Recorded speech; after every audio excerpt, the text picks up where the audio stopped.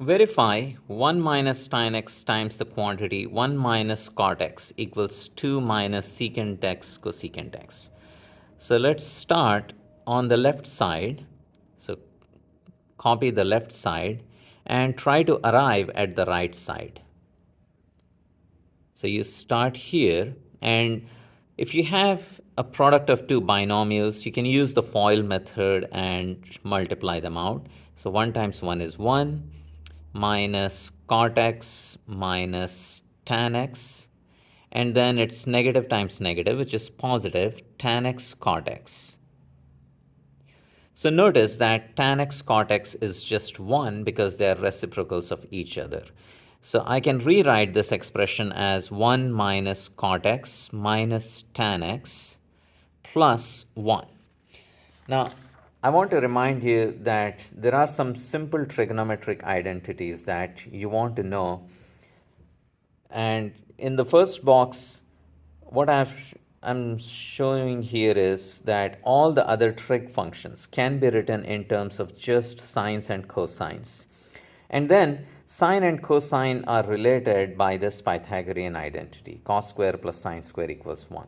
There are two other Pythagorean identities. If you know, that's great. If not, at least you should know this one and this one. So tan x cot x is just 1.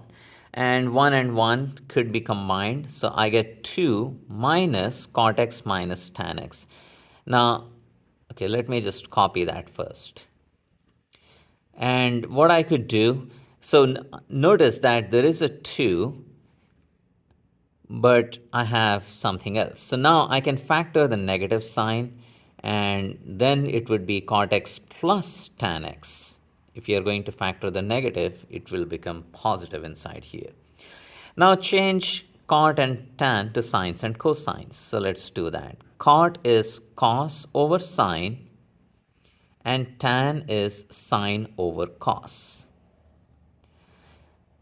So now we have to add these two fractions within the parentheses. And one other fact from algebra is to add two fractions like a over b plus c over d, you can simply cross multiply ad plus bc to get the numerator and multiply the denominators to get the denominator. So again, it's cross product divided by the product of denominators. So let's apply that to the sum of these two fractions. So now I will have cos x times cos x, so that's cos square x, plus sin x times sin x, so that's sin square x, divided by product of the denominators is sin x cos x.